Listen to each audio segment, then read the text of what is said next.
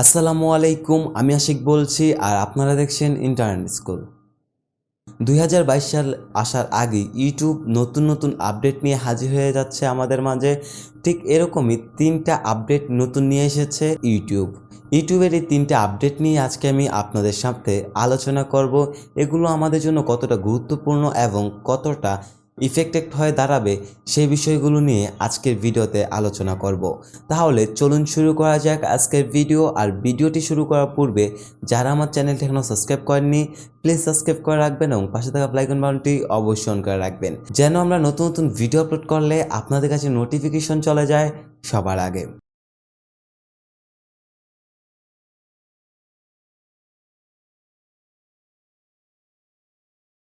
প্রথমে আমি ইউটিউবের যে বিষয়টা নিয়ে আলোচনা করব, নতুন যে আপডেটটা নিয়ে আলোচনা করব, সেই আপডেটটা হচ্ছে ইউটিউবের হোম পেজ নিয়ে। আমরা ইউটিউবের প্রবেশ করলে ইউটিউবে অনেকগুলো ভিডিও আসে।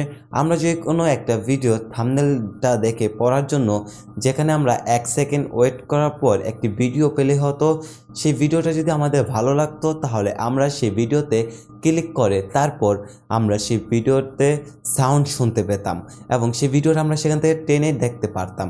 কিন্তু ইউটিউব যে নতুন আপডেটটা নিয়ে এসেছে সেটা হচ্ছে আমরা যদি এখন থেকে ইউটিউবের হোম পেজে প্রবেশ করি তাহলে আমরা যে ভিডিওটার উপরে 1 সেকেন্ডে বেশি স্থির থাকবো সেই ভিডিওটা চালু হবে এবং আমরা উপরে একটি সাউন্ডের আইকন দেখতে পাবো, স্পিকার আইকন দেখতে পারবো, যেটা মিউট করা থাকবে। আমরা সেখান থেকে মিউটটাকে আনএবল করতে পারবো এবং নিচে যে স্কিপ করার বাটনটা রয়েছে আমরা টেনে টেনে দেখতাম, সেখান থেকে আমরা টেনে টেনে দেখতে পারবো। যদি আমাদের ভিডিওটা ভালো লেগে থাকে তাহলে আমরা সেই ভিডিওতে প্রবেশ করে বাকিটা দেখতে পারবো। আগে আমরা দেখতে পারতাম উপরে কোনো স্পিকার আইকন থাকতো না, নিচে এই টানার অপশনটা থাকতো না, কিন্তু এটা নতুন করে ইউটিউব যোগ করে দিয়েছে।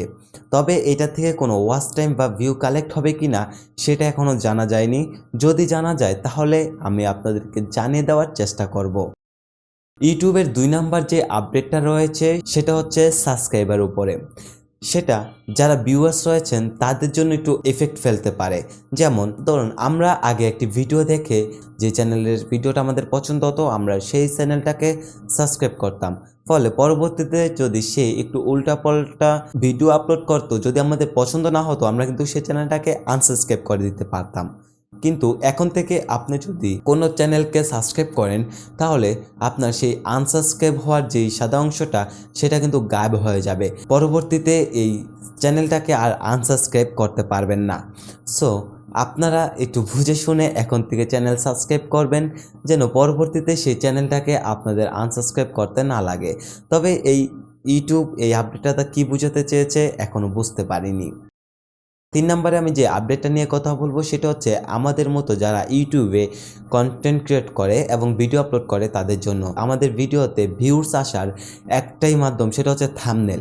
আমাদের থাম্বনেল যত ভালো হবে আমাদের ইউটিউবে ততটা ভিউ বাড়বে আমাদের সেই ভিডিওটাতে। ভিউ বাড়ানোর জন্য আমরা ইউটিউবে সবসময় থাম্বনেলটাকে আপডেট করে থাকি। এখন থেকে আমরা যদি বারবার আমাদের থাম্বনেলটাকে চেঞ্জ করতে থাকি তাহলে কিন্তু আমাদের থাম্বনেল 24 ঘন্টার জন্য টেম্পোরারি ব্লক হয়ে যাবে। আমরা সেটা থাম্বনেলটাকে বারবার আপডেট করতে পারবো না, 24 ঘন্টার জন্য একবার আপডেট করতে পারবো। এবং আপনি যদি অনেক বেশি আপডেট করে থাকেন বা চেঞ্জ করে থাকেন মাসে 4 থেকে 5 বার, তাহলে আপনার সেই ভিডিওটা থেকে আপনার থাম্বনেলটা উঠে যাবে। আপনি সেখানে কোনো প্রকার থাম্বনেল অ্যাড করতে পারবেন না, অর্থাৎ আপনার ভিডিও থেকে সেই থাম্বনেলটা ব্লক হয়ে যাবে। ডিফল্টভাবে ইউটিউব থেকে যে থাম্বনেলটা দেওয়া থাকবে আমাদের সেই থাম্বনেলটাই ভিউয়ার্স দেখবে। অর্থাৎ আমরা ইউটিউবের নিয়মের বাইরে এখন থেকে আর কিছুই করতে পারবো না। আজকের ভিডিওতে ইউটিউবের 3টা আপডেট সম্পর্কে আমি আপনাদেরকে জানানোর চেষ্টা করেছি।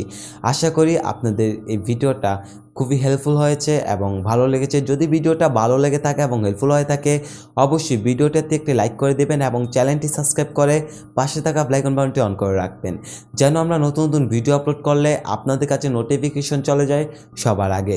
পরবর্তী ভিডিও পর্যন্ত সবাই ভালো থাকবেন, সুস্থ থাকবেন। আল্লাহ হাফেজ।